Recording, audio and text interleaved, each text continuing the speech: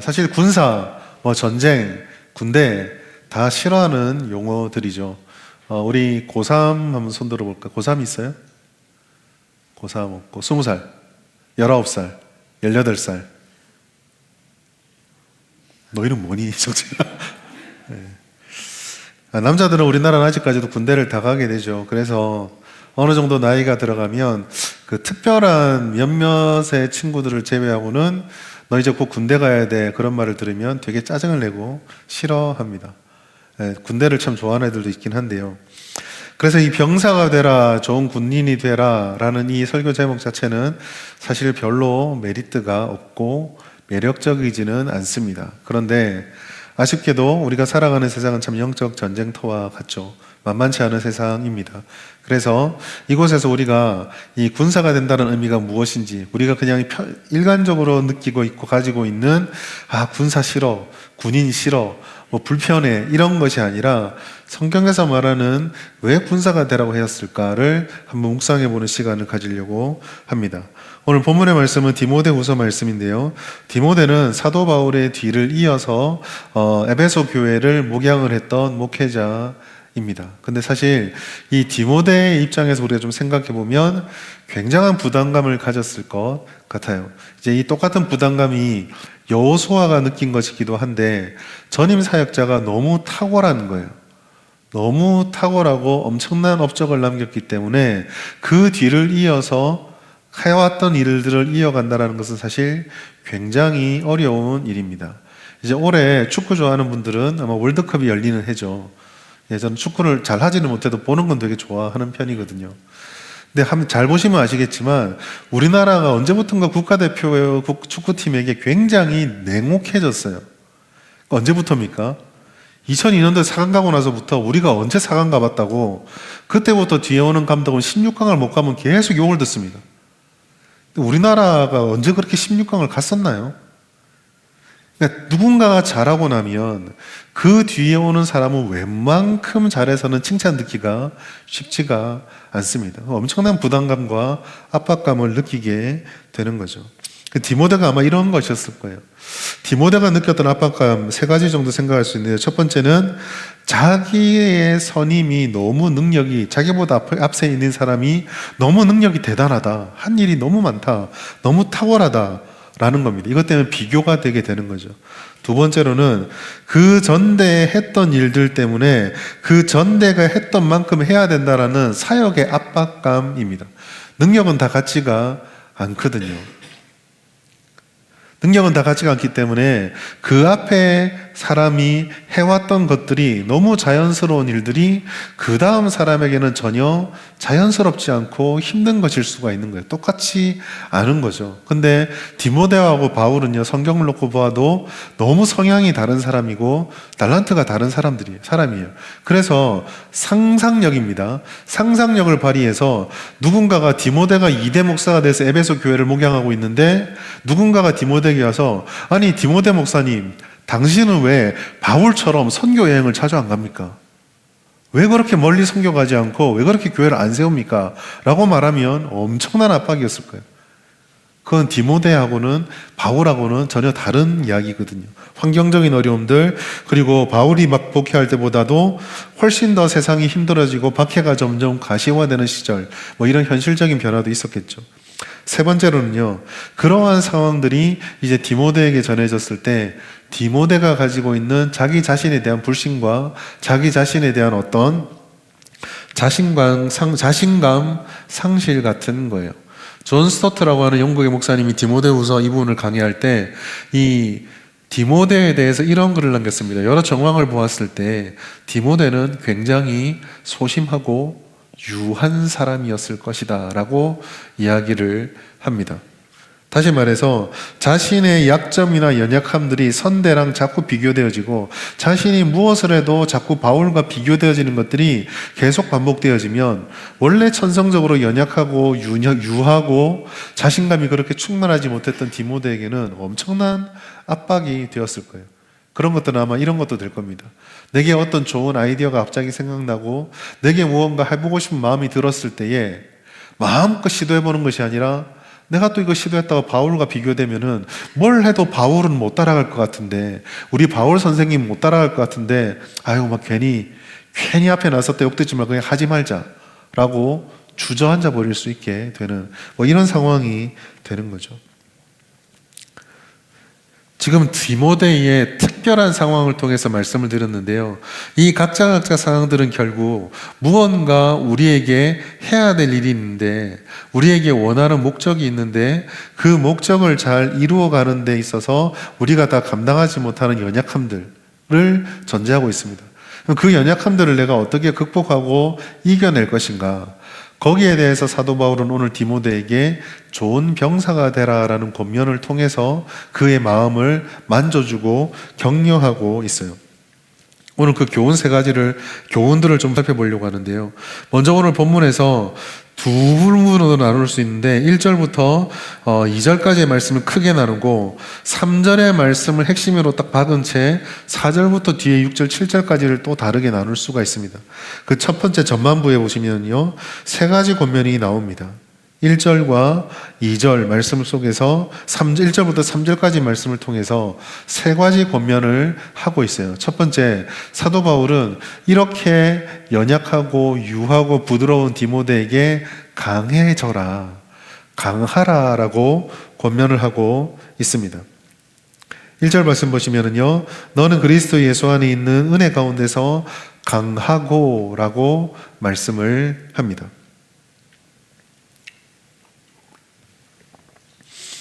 여러분, 이 강함은요, 이 디모데 때만이 아니라 지금 우리에게도 굉장히 중요하게 여겨지고 사람들이 좋아하는 어떤 성품이라고 할까요? 어떤 요소입니다. 뭐 다양한 능력의 강함일 수도 있고 성정의 강함일 수도 있고 장점일 수도 있고 뭐 여러 가지로 표현할 수 있는데요.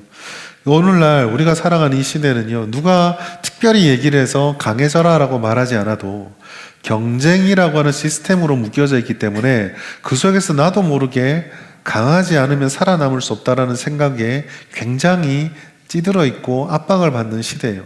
그러니까 사실 뭐 사도 바울이 디모데에게 말한 것처럼 노골적으로 야, 넌 좀 강해져야 돼 라고 말하지 않아도 그냥 이 속에서 살아가다 보면 어떤 형태로든지 어떤 모습이로든지 강해지라는 압박을 받고 살아갑니다. 그만큼 강함은 사람들이 좋아하는 성품이죠. 근데 우리가 던져야 되는 질문은 여기에 있어요. 강해져라 라고 하면 강해집니까? 특히나 이 말은요, 디모데처럼 온화하고 내성적인 사람에게는요, 한없이 부담이 되는 거예요. 조금 성향적인 얘기를 드리자면 그 전화하는 걸 되게 좋아하는 사람이 있고, 전화든 뭐든 대화 이런 것들에 대해서 좀 부담스러워하는 성향을 가진 사람이 있습니다. 똑같은 말이에요. 헤어질 때 나 좀 이따 전화할게 이 말이요, 전화를 좋아하는 사람에게는 두근거리는 일이죠. 근데 전화를 싫어하는 사람에게는 좀 이따 전화할게 하면 무슨 말이 들까요? 뭘 굳이 또 전화를 한다고 할까? 그러면 그 전화가 올 때까지 계속 마음은 무겁고 힘들고 어려워지게 되죠. 디모데에게요, 사도 바울처럼 강력한 사람이 강해져라고 말하면 그 말이 격려가 됐을까요? 부담이 됐을까요? 여러분, 우리가 여기서 그렇게 접근할 수 있지만 한번 생각해 볼 것은, 그러면 바울이 말하는 것은 이 유연하고 연약한 디모데에게 야, 좀 강한 사람이다라고 하는 그런 강함일까? 사도 바울이 강하라고 말할 때 강함은 과연 어떤 것일까를 생각해 볼 필요가 있습니다. 일반적으로 강해지는 것은요, 반복되는 훈련이나 연습, 그리고 그런 것들을 감당해내는 의지적인 노력을 반복해서 내게 뭔가가 익혀지고 다져지고 나를 좀 뭐라고 할까요? 강하게 이렇게 다졌을 때에 저절로 내 안에 생겨지는 성품들, 그런 특징들을 강함이라고 할 수 있습니다. 그렇기 때문에 이 강함에는 훈련이 필요하고 시간이 필요하고 또 어딘가를 가야 된다라고 하는 거, 여기까지 가야 강해야 한다라는 말은 지금 내가 그렇지 못하다는 현실이 있기 때문에 차이가 좀 발생을 해요. 격차가 있다라는 거죠. 지금 나의 현재 수준과 미래에 도달해야 되는 그 목표 지점 사이가 분명하게 우리 눈에 보여지게 됩니다. 이 간격을 좁혀가는 것을 노력이라 그러고, 이 간격이 좁혀졌을 때 우리는 강해졌다라고 보통 생각을 해요. 그렇기 때문에 이와 같은 생각 속에서 강해지기 위해서는 노력이 필요하고 무엇인가 내가 하지 않은 것들을 해야 된다라는 압박이 존재를 합니다. 근데 아까 다시 말씀드리지만 똑같은 모습에서 사도 바울이 가질 수 있는 강함과 디모데가 가질 수 있는 강함은요, 달라요. 다른 사람이기 때문에 그렇습니다. 그리고 이것을 그냥 한 사람의 책임으로만 돌려버리면 강해지지 않은 것들은 노력을 하지 않았거나 이 사람이 뭔가 충분한 대가를 치르지 않았기 때문에 다 그 개인이 책임지게 되는 거죠. 그러다 보면 이 강하라라는 것은 권면이 아니라 압박이 되고 사람을 더 무너뜨리는 것이 될 수가 있습니다. 과연 사도 바울이 디모데가 얼마나 유연하고 유약한지 알면서 그냥 무작배기로 강하라라고 말했을까? 힌트는요, 2장 1절 말씀이 있어요. 2장 1절 말씀 우리 같이 한번 다시 읽겠습니다. 시작. 내 아들아, 그러므로 너는 그리스도 예수 안에 있는 아멘. 여기서 보시면은요, 그리스도 예수 안에 있는 은혜 가운데서 강하고라고 하는 우리 구절을 반복해서 읽다 보면은요, 우리 성경에서는 그렇게 강해져야 되는 책임이 내게 있는 것처럼 보여요. 그리스도 예수 안에 있는 은혜에서 너는 강해져야 한다 라고 말씀하는 것 같습니다. 그런데 이 성경, 이 구절을요, 다른 성경의 여러 영어 성경들을 보시면 이렇게 되어 있어요. 그리스도 예수 안에 있는 은혜 가운데서가 아니라 은혜를 힘입어 강하게 되어라 라고 되어 있습니다.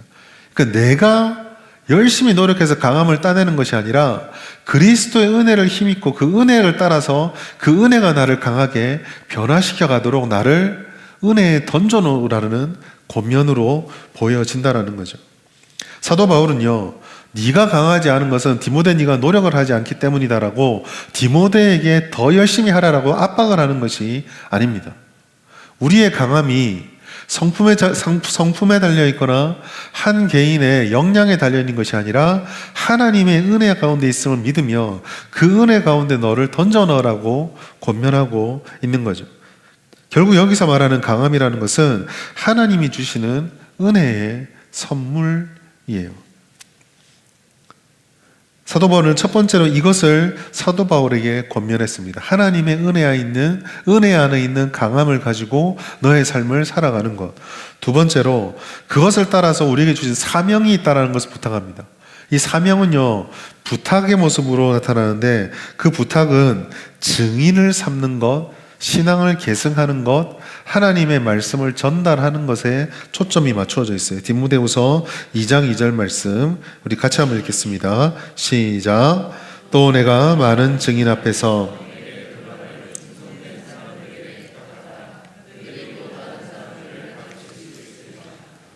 아멘.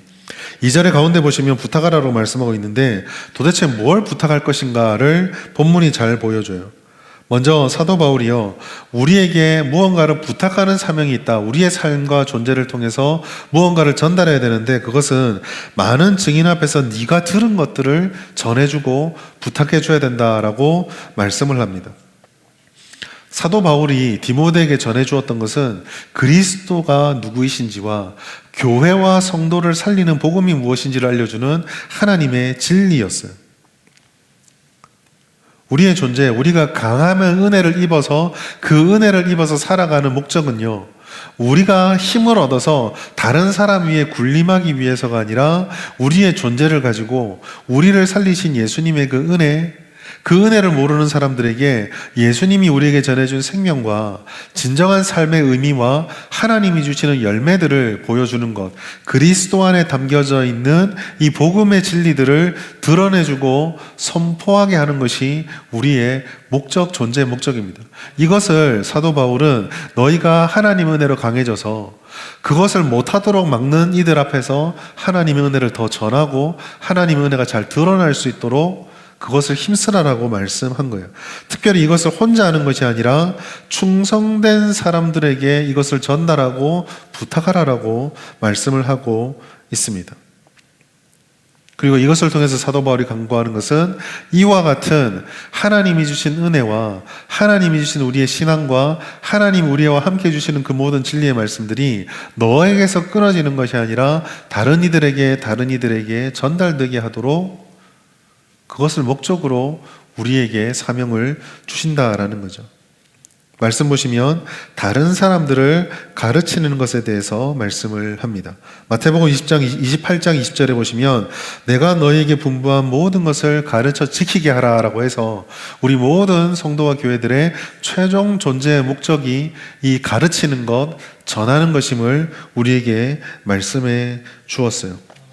하나님의 은혜가 우리에게 일방적으로 주어졌고 하나님의 은혜가 우리를 성도로 삼아 주었지만 그 은혜가 그저 얻어지는 것이 아니라 우리만 움켜쥐고 있으면 되는 것이 아니라 그것을 받아들이지 않는 이들에게, 그것을 모르는 이들에게 전달되어지도록 우리가 힘을 써야 될 사명이 있다라는 것입니다. 이 사명 때문에 우리는 하나님의 은혜 안에서 강한 자가 되어야 되고 그 하나님의 은혜로 강하게 충전되어서 끊임없이 주의 말씀을 선포하고 부탁하고 가르칠 수 있는 그와 같은 일들에 힘써야 하는 거예요. 그리고 이것이 바로 교회를 세우는 것입니다. 여러분, 영적 계승은 우리가 받았던 주님의 은혜로부터 출발합니다. 그 은혜는 하나님으로부터 공짜로 받은 것이지만 그러나 그 은혜를 우리가 잘 전수하고 전달하고 익히는 것은요, 저절로 되지 않아요. 교회를 아름답게 세워가야 되고 교회의 체질이 주님이 주셨던 그 성품을 잘 반영하고 하나님이 원하는 일을 잘 감당할 수 있도록 가지치기라고 할까요? 초점이 분명하게 우리가 해야 될 것과 하지 말아야 될 것, 에너지를 쏟아야 될 것과 그렇지 않아도 될 것들을 잘 분간하면서 우리의 힘을 집중해야 됩니다. 그렇게 해서 교회가 세워지게 되죠. 여러분, 우리는요, 교회를 세운다는 말씀을 좀 잘 생각해 보아야 해요. 제가 사진을 2장을 준비를 했습니다. 그래서 다 가보셨죠? 어딜까요, 저기가? 저게 이제 그 이탈리아에 있는 로마의 성 베드로 성당 내부입니다. 뭐 겸손하셔서 다 가보셨나 안 가보신 척 하시는 것 같은데 저는 못 가봤습니다. 못 가봤는데 너무 화려해요. 제가 사진을요 여러 개를 막 찾아봤는데 너무 화려한 게 많아서 어떤 거를 할지 몰라서 그냥 좀 균형이 맞춰서 제일 반듯하게 나온 걸 하나 찾아서 올렸습니다. 너무 화려합니다. 위에 그림도 그렇고 양쪽 대칭 균형도 그렇고 조각도 그렇고. 근데 여러분, 신기한 게 있죠. 저 화려한데 의자가 간이 의자예요. 저게 예배드리는 장소일까 뭘까 참 생각을 좀 해보게 됩니다. 또 다른 하나가 있어요. 이거는 다 많이 아시죠? 바르셀로나에 있는 전사. 다하라는 교회는 없고요. 저게 성가족 성당이라고 사그라다 파밀리아라고 어디죠? 스페인의 바르셀로나의 카탈루냐의 지방에 있는 가우디의 작품입니다. 사실 저희 교회에서 제가 저 사진을 한번 보여준 적이 있어요. 처음 보여줬을 때는요, 완공이 되지 않은 상태였는데 저게 얼마 전에 완공이 다 됐습니다. 지금 가시면 이제 막 크레인이 있고 봉사 있는 건물이 아니라 제가 알기로는 이제는 완성된 건물을 보실 수가 있어요. 아쉬운 거는 좀 여담인데 원래 가우디가 설계한 거하고 좀 다르대요. 그 가우디가 사후에 지금 지었기 때문에 그렇다고, 어쨌든 그렇습니다. 여러분, 건물들이 참 화려하죠. 저게 교회를 세운 걸까요? 중세 천년의 위험 속에서 아름답게 건물은 지어졌지만 그곳에서는 더 이상 생명력은 찾을 수가 없습니다. 저곳에서 미사를 드린다거나 저곳에서 예배를 드린다거나 저곳에서 복음을 선포하는 성도들의 훈련들, 성도들이 신앙생활하며 기쁨과 감격을 누린다거나 그런 곳은 더 이상 아닙니다. 복음을 부탁하고 우리의 존재 목적을 잘 잊지 않고 전수하는 것이 중요한 이유죠. 특별히 오늘날 우리가 살아가는 이 시대는 이와 같은 복음의 전수를 기뻐하고 좋아하는 시대가 아니라 그런 것들을 외면하고 쓸모없이 여기는 세대입니다. 그렇기 때문에 우리에게는 이 첫 번째 사명, 하나님의 복음을 주님의 은혜로 강함을 입어서 주님의 복음을 잘 배우고 잘 전수하고 충성대자에게 맡겨서 전파하고 선포하는 사명이 있습니다. 그런데 그렇기 때문에 이것을 원치 않은 세상 속에서 우리가 당연히 직면할 수밖에 없는 것이 있어요. 그것이 이제 사도 바울이 2000년 전에 디모데에게 했던 말이지만 여전히 우리에게도 통용되는 세 번째 권면이에요. 바로 고난을 받으라예요. 디모데후서 1장부터 사도 바울이 오늘 2장에 올 때까지 바울에게 계속 권면하고 있는 것 중에 하나가 하나님이 주시는 이 영광스러운 부르심이 있는데 그 부르심과 함께 영광은 고난이 함께 있는 것임을 계속 말씀해요. 디모데후서 1장 8절 보시면 오직 하나님의 능력을 따라 복음과 함께 고난을 받으라라고 말씀을 합니다. 여러분, 이 고난은 보통 일반적인 다른 종교들이 말하는 더 깊은 수준에 들어가기 위해서 나를 고통스럽게 만드는 고행과는 달라요. 먹을 수 있는데 안 먹는다거나 잘 수 있는데 편하게 안 잔다거나 이런 고행과는 전혀 다른 것입니다. 그리스도인의 고난이라고 하는 것은요, 본질적으로 복음과 굉장히 깊이 연결되어 있어요. 하나님이 우리에게 주시는 복음과 그 하나님을 철저하게 싫어하고 등을 돌렸던 타락한 이 세상의 본성들, 하나님을 좋아하지 않고 그래서 하나님이 주시는 가르침을 그냥 무시하는 것이 아니라 격렬하게 저항하고 받아들이지 않기에 그 간극에 끼어 있는 사람이 고통스럽게 하는 이들과 동화되어지면 훨씬 덜 힘들 텐데 많은 사람들이 걸어가는 그 길이 아니라 하나님을 쫓아가려고 결심하는 순간 전혀 성격이 다른 이 두 집단이 서로 충돌하는 곳에서 살게 되거든요. 마치 전쟁과도 같습니다. 그래서 그곳에서 겪게 되는 모든 어려움들이 바로 고난이에요. 이 고난은요, 너무 다양한 모습으로 나타나요. 지금도 선교지에서 복음을 알지 못하는 사람들이 그냥 예수가 싫어가 아니라 지금도 이 수많은 선교사님들의 보고를 보면 내가 교회를 다닌다는 이유만으로 복음을 전했다는 이유만으로 개종했다는 이유만으로 그 땅에서 당연히 누릴 수 있는 모든 것들을 하나도 못 누리게 되고 가족으로부터 버림받고 심지어 그와 같이 개종한 사를 누군가 죽인다 하더라도 전혀 수사도 받지 않고 죄를 묻지 않는 그런 환경 속에서 살아가는 사람들, 극심한 고난도 있습니다. 그러나 또 한편으로는 그렇게 생명의 위협은 아니지만 믿음을 지키기 위해서 지불해야 되는 대가라는 형태, 그것이 때로는 불편함일 수도 있고요, 때로는 부끄러움일 수도 있고 여러 모습으로 우리를 억압하고 누르는 수많은 고난들도 있어요. 우리 여기 청소년들이 있는데 학교에서 나 교회 다닌다 그러면 요즘 친구들이 여러 번 보는 눈이 어때요? 학교에서 교회 다닌다라고 말해본 적 있어요? 나는 학교 가면 친구들 앞에서 당당하게 나 교회 간다, 나 예수 믿는 사람이다라고 밝혀본 사람 있는 분? 왜 없어요? 나중에 나 좀 봅시다. 없어요? 어때요? 하니까 분위기가 어때요? 너 정말 대단하다라는 분위기예요? 아니면 그런 걸 왜 해? 하는 분위기예요? 전달해 주시죠.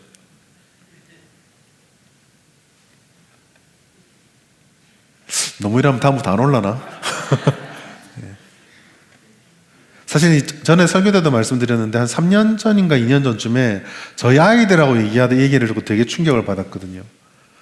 자기가 이제 진조 오기 전입니다. 진조 오기 전에 친구들하고 토요일날 막 금요일날 이런저런 얘기를 하다가 토요일날 어디 놀러 가고 일요일날 어디 놀러 가고 그러는데 아무 생각 없이 자기는 그게 당연하니까 나는 일요일날 교회 가야 된다는 말을 했는데 너무 멍청이 취급을 하더라는 거예요. 그런 쓸데없는 것을 왜 하냐? 아직도 그런 것을 믿냐? 너 바보냐부터 시작을 해서 나중에는 조금 지나니까 아예 그냥 자기들 무리해서 빼버리는, 어차피 같이 안 어울릴 거니까. 그런 경험을 했다는 얘기를 들은 적이 있어요. 그것도 일종의 고난입니다. 수치심, 모멸감, 무시, 외면, 무리로부터 멀어지게 만듦.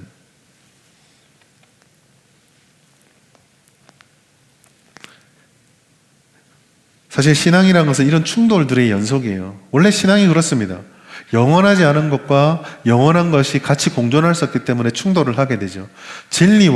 완전한 진리와 불완전한 현실이 같이 있으면 거기서 충돌이 일어날 수밖에 없는 겁니다. 예수를 믿는다는 영원한 은혜와 그 은혜가 전혀 어울리지 않는 내 안에 있는 연약함들의 본성들이 같이 담겨지게 될 때 거기서 충돌이 일어나죠. 성도와 교회가 하나님의 말씀에 충실할수록 신앙의 본질을 붙잡으면 붙잡을수록 자연스럽게 찾아오는 것이 충돌입니다. 요한복음 15장 19절 말씀 우리 같이 한번 읽겠습니다. 시작. 너희가 세상에 속하였으면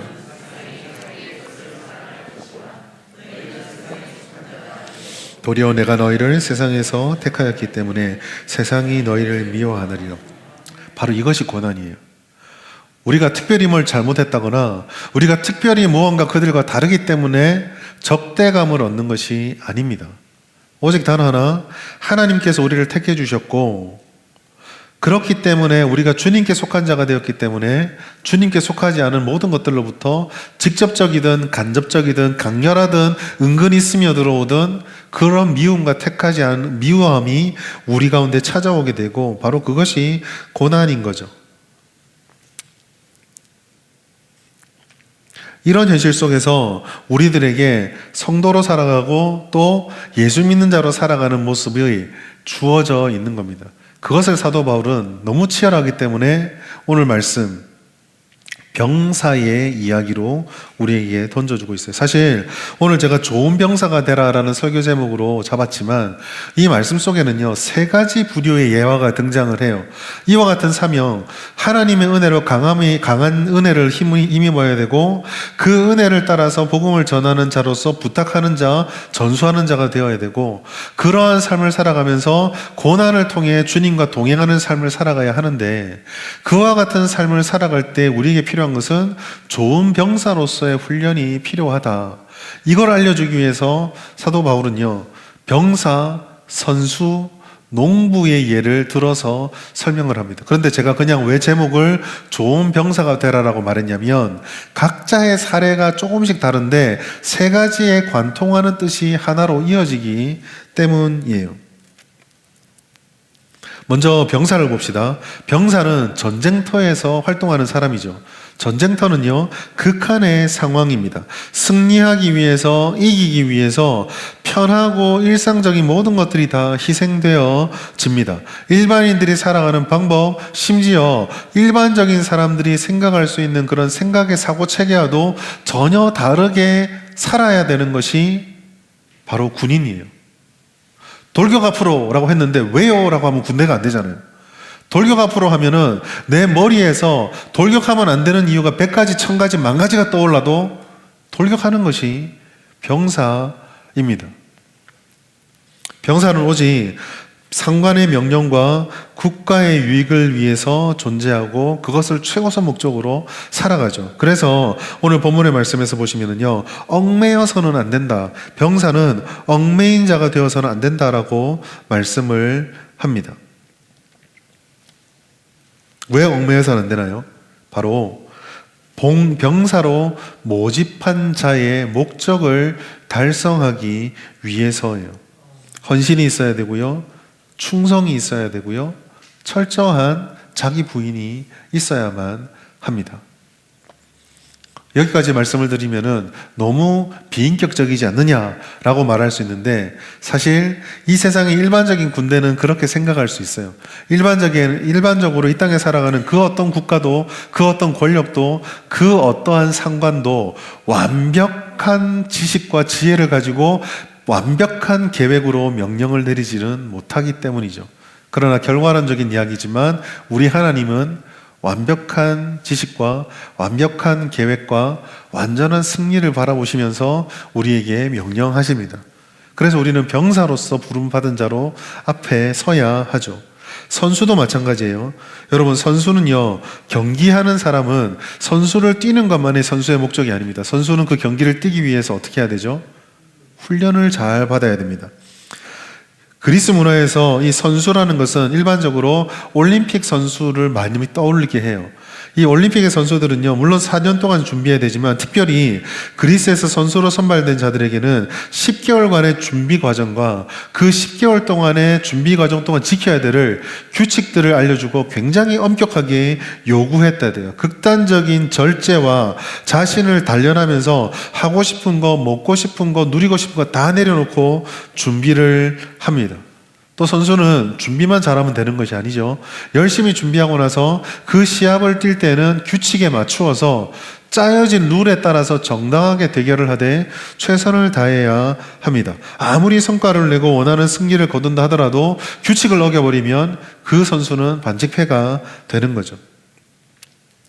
사도 바울이 보여줬던 것이 바로 이러한 삶의 자세였어요. 빌립보서 3장 14절 보시면 다 시합의 용어, 선수의 용어거든요. 표대를 향하여 부름의 상을 위하여 달려갑니다. 최선을 다하는 거죠. 그런데 그 기준이 내가 상 받고 싶어하는 욕심이나 내가 이기고 싶다는 승리 욕구가 아니라 조건이 뭐죠? 그리스도 예수 안에서라는 절제와 주님이 부르심에 따라서 내 자신을 내려놓는 그런 모습들, 군인과 똑같은 성격으로 준비를 합니다. 마지막으로 농부의 예를 들어요. 여러분, 농부도 선수와 같고 군인과 같습니다. 농부는요, 농부가 여기서 강조해서 보여주는 것은요, 수고예요, 수고. 여러분, 농부는 정말 수고를 해야 합니다. 대충 그냥 씨 뿌려놓고 날 테면 나라 라고 하는 곳은 웬만하면 없어요. 저희 교회가 캄보디아를 이렇게 캄보디아 선교사님에도 선교를 2번 갔다 오고 그렇게 했는데 이제 이 더운 지역에 가면 조금 그렇다고 하더라고요. 예전에 제가 처음 캄보디아 갔을 때 캄보디아의 농사에서 일하는 사람들이요, 그렇게 부자가 아닌데도 불구하고 개선되려고 하지 않는 이유가 그 날씨가 좋고 여러 가지 조건이 갖추어져서 굳이 애써서 그 일을 하지 않아도 씨를 뿌리면 자기 먹고 사는 거는 해결이 되는 거예요. 그것도 1년에 그런 더운 데는 몇 모작을 하죠? 보통 2모작, 3모작 하잖아요. 그러니까 그들 생활 패턴이 대충 뿌려서 대충 나는 거 먹으면 한 6개월, 3, 4개월 살고 그때 뿌려진 거 조금 기다리면 또 나면 또 먹고 살고 뭐 이런 식으로 되니까 그냥 계속 살아간다는 얘기를 하더라고요. 그런 특별한 예의를 빼고 나면은 농부는요, 정말 수고 많이 합니다. 우리나라처럼 사계절이 뚜렷한 곳에서 농부들은 더 수고 많이 하죠. 모판을 갈고 씨를 뿌리고 모내기를 하고 중간중간에 밭도 갈고 이랑도 갈고 뽑을 거 뽑고 약을 주고 엄청나게 수고를 합니다. 그런데 여러분, 잘 생각해 보시면 그 농부의 수고는요, 제한적이에요. 농사 전체에서 농부가 할 수 있는 것은 별로 많지가 않습니다. 아니, 결정적으로 그들이 아무리 애를 쓰더라도 비가 오지 않거나 비가 너무 많이 오거나 바람이 심하게 불거나 햇볕이 너무 안 나거나 혹은 햇볕이 너무 나거나 다 자기가 할 수 없는 것들이죠. 그런 조건들이 갖춰지지 않으면 그냥 망하게 되는 거예요. 자기가 할 수 없는 것들이 있음에도 불구하고 자기가 어떻게 할 수 없는 일들이 이렇게 많다고 해서 주저앉아 있는 것이 아니라 그나마 자기가 할 수 있는 것을 포기하지 않고 어제도 하고 그제도 하고 오늘도 하고 내일도 묵묵히 감당해 나가는 것, 그것이 농부가 하는 일입니다. 이것이 이제 좋은 병사의 조건이에요. 우리를 부르신 하나님을 기쁘게 해드려야 된다는 거룩한 목적, 우리가 하나님을 우선순위에 두고 살아가기 위해서 군인처럼, 선수처럼, 그리고 농부처럼 우리가 할 수 있는 것을 위해서 충성하고 헌신하고 주님께서 내게 허락하신 것 앞에 부끄럽지 않게 나의 삶을 살아내는 것입니다. 우리를 부르신 하나님이 정말 우리에게 무엇을 기뻐하실지, 우리를 교회로 부르신, 우리를 진주성북교회로 부르신 하나님께서 우리 교회를 통해서 정말 보고 싶은 것이 무엇일지, 우리 각자에게 학생으로, 누군가에게 직분자로, 또 누군가의 다른 모습으로 각자의 시간과 장소와 여건을 허락해 주셨을 때 그걸 통해서 하나님께서 정말 기쁨으로 받고 싶은 것이 무엇인지를 물으며 그 뜻을 깨닫게 된, 그 뜻을 따라 부름받은 자처럼, 마치 국가의 부름을 받은 군인처럼, 마치 그 대회에 상을 얻기 위해서 달려가는 선수처럼, 마치 그것이 내 손에 쥐어질지 모르지만 오늘 내가 할 수 있는 것을 포기하지 않는 농부처럼 성실하고 신실하고 주님의 중심을 두면서 내가 할 수 있는 그 첫걸음을, 내가 할 수 있는 그 한 걸음을 바르게 디뎌가며 포기하지 않고 걸어가는 것, 그것이 좋은 병사의 조건이라는 거죠. 그렇다면은요, 여기서 좋은 병사가 되라는 말은 능력 있는 병사가 되라는 말은 아닐 겁니다. 능력이 많은 병사, 전쟁만 나가면 승리하는 병사, 무슨 일만 하면 좋은 결과만 얻는 병사만 좋은 군대, 좋은 병사, 좋은 일꾼이라고 한다면은요, 아마 상당히 많은 사람들은 좌절할 수밖에 없을 거예요. 우리가 처음으로 돌아가서요, 디모데를 한번 생각해 보세요. 디모데에게 강해라, 부탁하는 자, 전수하는 자가 되라, 고난을 감당해라, 그래서 좋은 군사가 되라, 다 받아들이는데 마지막에 결정적으로 바울과 똑같아져라 라고 해버리면 디모데는 아마 좌절했을 겁니다. 아, 이건 안 되는 거구나. 나는 죽어도 좋은 병사가 되지 못하는구나. 그러나 여러분, 초대교회에 이 당시에 수많은 사람들이, 바울은 한 사람밖에 없었지만 각자의 다양한 모습으로 어떤 이는 순교자가 되고 어떤 이는 100살까지 살고 어떤 이들은 죽지 않고 끝까지 고난과 핍박 없이 삶을 살아냈다 할지라도 그 초대교회 수많은 사람들이 수많은 좋은 군사가 될 수 있었던 이유는 바울은 바울대로, 디모데는 디모데대로, 베드로는 베드로대로, 빌립은 빌립대로, 스테반은 스테반대로 각자의 자리에서 각자가 하나님의 뜻에 가장 기쁘게 하는 것이 무엇인지를 물어가며 그 걸음들을 포기하지 않고 걸어갔기 때문이에요. 하나님께서는 바울에게 교회를 세우고 성경을 기록하고 순교자의 피를 흘리기를 기뻐하셨는데 바울은 그렇게 살아가서 하나님의 기쁨이 된 거예요. 12제자들이, 나와 함께 했던 동기들이 다 순교하는데 100살 때까지 살고 있었던 요한, 우리 많은 어르신들이 저 볼 때마다 한 번씩 얘기하고 저희 부모님도 한 번씩 얘기를 하셔서 제가 좀 듣기 싫은 말인데, 아이고 이제는 갈 때가 됐죠, 이제는 죽어야죠, 그렇게 생각하며 자기가 100살 될 때까지, 보통 이제 그 핍박하고 이제 순교를 죽는 시절이요, AD 60년경이거든요. 그러면 요한의 때로 보았을 때에 요한이 한 60이나 50살에서 60살 사이 되었을 때 자기 동기들이 다 죽는 거예요. 그렇게 떠났는데 나는 죽지 않고 살아서 90살, 30년을 더 살고 있는 거예요. 너무 부끄럽다. 아니죠. 부끄러운 게 아니에요. 요한에게는 그것이 하나님께서 기뻐했던 삶인 거예요.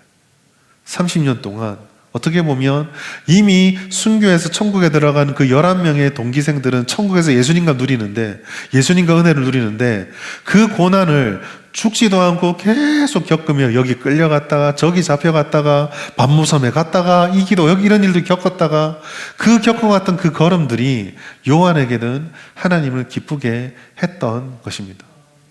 우리 목사로 치자면은요, 누군가는 10,000명, 20,000명, 수만 명, 수십만 명 교회를 목회하면서 하나님께 영광 돌리는 삶도 있는 거고, 누군가는 정말 몸이 부서져라 사역을 하지만 평생 6명, 7명, 8명 어르신들만 붙잡고 목회하다가 주님께 가는 사람도 있는 거예요.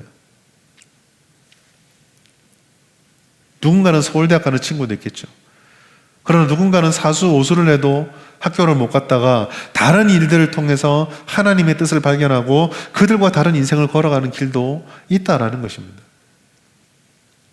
좋은 군사는요, 남들 다 가는 그 길을 걸어가서 남들이 다 좋아하는 것을 성공하는 사람이 좋은 군사가 아니라 각자를 부르셨던 하나님 앞에 어떻게 하면 내가 하나님을 기쁘게 할 수 있을까를 물어가며 주님이 원하시는 그 한 걸음을 오늘도 포기하지 않고 걸어갈 수 있는 사람이에요.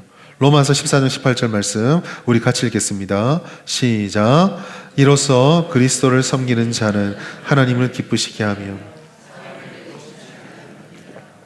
누가 좋은 군사입니까? 능력과 재능의 문제가 아니에요. 하나님을 기쁘게 하는 성도, 하나님을 기쁘게 하는 교회가 좋은 근사고 좋은 교회고 하나님이 찾으시는 바로 그러한 사람입니다. 오늘 하나님께서는요, 우리들에게 승리자의 관과 곡식을 먼저 받는 결과와 약속들을 이 좋은 군사들에게 주셨어요. 그러니 여러분, 우리는 포기하지 말고 이 주님의 약속을 붙잡고 걸어가야 합니다. 갈라디아서 6장 9절 말씀, 우리가 선을 행하되 낙심하지 말지니 포기하지 아니하면 때가 이름에 거두리라. 우리가 포기하지 않고 주님의 길을 걸어가면 언젠간 내게 허락된 주님의 시간에 우리에게는 반드시 열매가 맺힙니다. 다만 우리에게 한 가지 필요한 것이 있다면 하나님이 우리를 부르셨다는 믿음을 가지고 하나님으로부터 오는 힘과 지혜를 힘입어서 걸어갈 수 있도록 하나님 앞에 내게 필요한 모든 지혜, 은혜를 달라고 구하는 기도가 필요해요. 디모데후서 2장 7절, 내가 말하는 것을 생각해보라. 주께서 범사에 내게 총명을 주시리라 라고 말씀하셨습니다. 사랑하는 여러분, 오늘 우리 이 밤에 기도해야 될 제목은 단 한 가지입니다. 하나님이 우리를 어떤 사명으로 어떠한 길로 부르셨을지는 아무도 모릅니다. 그러나 한 가지 확실한 것은 우리가 어떠한 삶을 살아가든 우리는 모두 하나님께서 좋은 군사로, 좋은 선수로, 좋은 농부가 되길 바라시며 우리를 부르셨다라는 거예요. 하나님께서는 우리를 통해서 하나님의 기쁨이 충만해지기를 간절히 바라십니다. 여러분, 좋은 병사가 됩시다. 내가 지금 좋은 병사인지 의심이 되십니까? 그러면 하나님 앞에 이 질문을 가지고 예배와 말씀과 기도의 시간을 통해 하나님이 내게 무엇을 원하시는지를 찾으십시오. 하나님께서는요, 그것을 감추지 않고 우리에게 보여주실 것입니다. 그리고 그 길을 걸어가면서 마지막으로 한 가지 권면을 드리자면, 여러분, 포기하지 마십시오. 비교하지도 마십시오. 여러분, 한 사람 한 사람이 걸어가는 시간표는요, 남들과 똑같은 것이 아무것도 없습니다. 우리에게 다만 한 가지 필요한 것이 있다면 주님 손 붙잡고 게으르지 않고 포기하지 않고 주님과 멀어지지 않으며 내 생각을 앞세우거나 내 욕망을 앞세우지 않고 주님의 뜻에 순종하면서 오늘 내가 할 수 있는 그 한 가지들을 하나씩 해 나가는 거예요. 한 뼘 한 땀 그렇게 우리의 삶을 감당해내면 아까 우리에게 주셨던 주님의 그 약속의 말씀을 따라서 우리에게 주시는 은혜를 내려 주실 것입니다. 하나님께서는 총명을 주실 것이고 하나님께서는 우리에게 열매를 주실 것이고 하나님께서는 우리의 길을 통해서 하나님의 뜻하신 말을 이루어 갈 거예요. 하나님께서는 우리 교회를 통해서 진주에서 진주 성북교회만 하실 수 있는 열매를 반드시 거두어 가실 것입니다. 좋은 병사가 됩시다. 좋은 선수가 되고 좋은 농부가 됩시다. 포기하지 않고 주님께 나아가 마침내 그 열매를 다 거두시는 우리 모든 성도님 되시기를 예수님의 이름으로 축복합니다.